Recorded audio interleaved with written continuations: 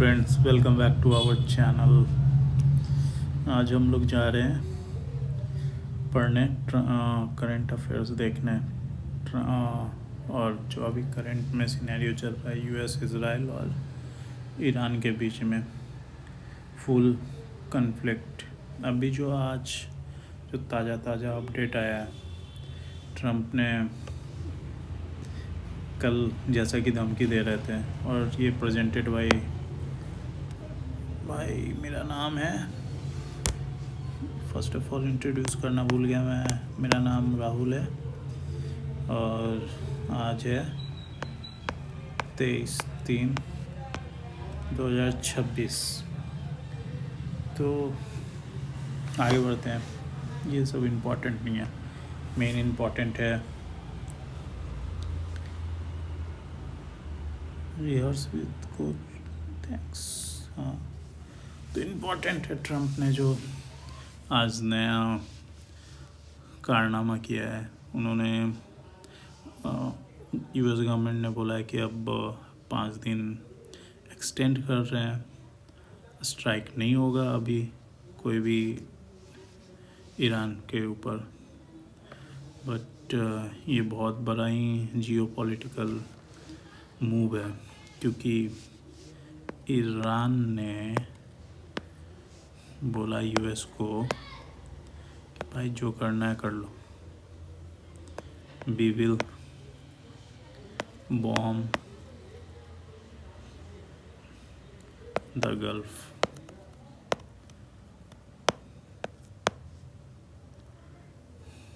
और ये तो बहुत बड़ा मुश्किल हो गया भाई यूएस के लिए, क्योंकि अगर एक बार पूरा का पूरा अगर नहीं खुला, और अभी तक जो सिनेरियो देख रहे हैं वो तो प्रॉब्लमेटिक है। US already approx $2 billion lose कर चुका है इस युद्ध में, और यूएस को इसमें कुछ भी नहीं मिल पाया, नथिंग बट बिग जीरो। हाँ, हालांकि ईरान को डिस्टेबलाइज करना चाहा after the death of Khomeini but and other top leaders, but जो लीडरशिप स्ट्रक्चर है ईरान का वो बहुत ही अच्छा है और अभी तक है भाई। तो जैसा कि हम लोग जो देख रहे हैं 5 दिन डिले बोला है। अब 5 दिन किस लिए? अब डोनाल्ड ट्रंप बोल रहा है कि भाई वार्ता चल रहा है, हम लोग they are on the talk show, but Iran already इस चीज़ को आज का आज ही डिनाई कर दिया कि यूएस झूठ बोल रहा है।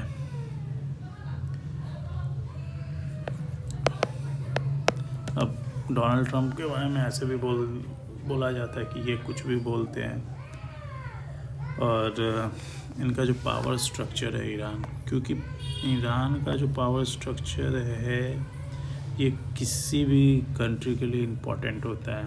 ये ईरान की बात नहीं है, कोई भी कंट्री हो, अगर बॉम्ब किया जाता है या कुछ भी किया जाता है, डिस्टेबलाइज किया जाता है, ये पावर इंफ्रास्ट्रक्चर बहुत ही ज़्यादा इम्पोर्टेंट होता है, क्योंकि उसमें क्राइसिस बहुत ज़्यादा, मतलब लोगों के बीच में बंटने लगता है क्राइसिस।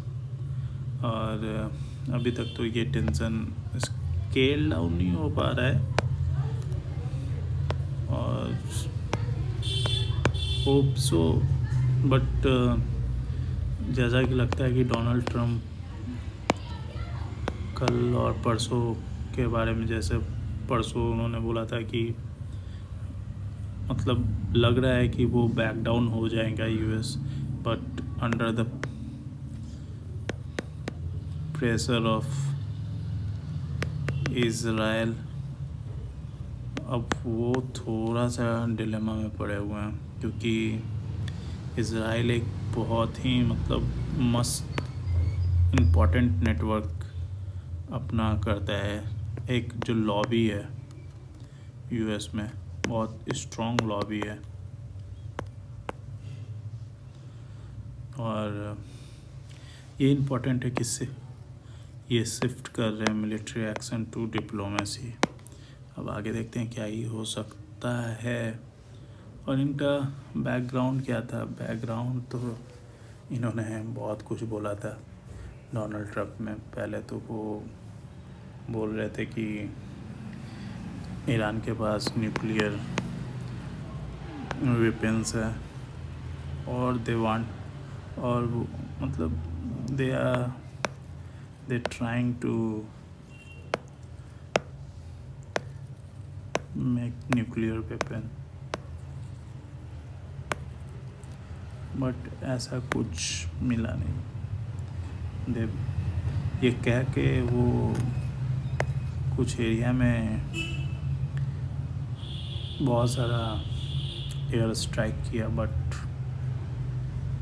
मिला नहीं, कोई बात नहीं। और जैसा कि nuclear concern and regional power, लेकिन इस बीच में सबसे इम्पोर्टेंट हो गया स्ट्रेट ऑफ हॉर्मुज़, जो सबसे इम्पोर्टेंट चीज़ है, ये बंद है।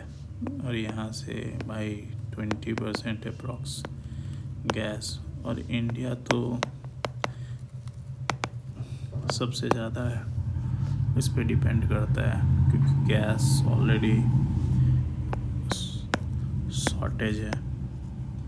और आज प्राइम मिनिस्टर मोदी ने भी बोल दिया है कि ये इट विल गो डीप, और बुरे हो सकते हैं। तो व्हाट वाज प्लान्ड? अभी प्लान का तो इनका कुछ भी पता नहीं है।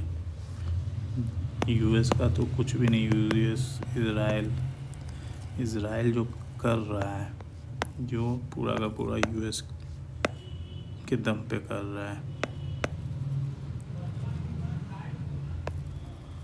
और ये प्रोट्रैक्टेड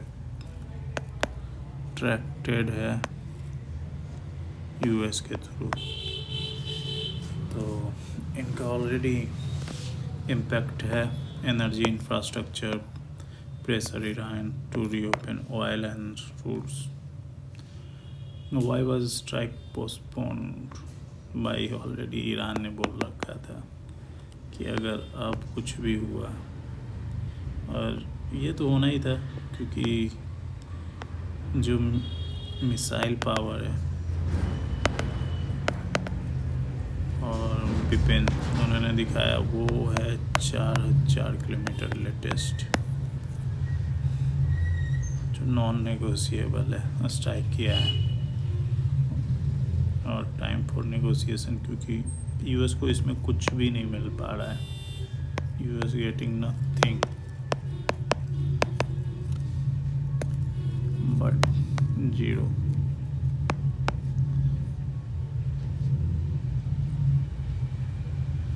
और ये state of major oil route है भाई, यूरोप वगैरह सब ऑलरेडी सैंक्शंस चल रहा था।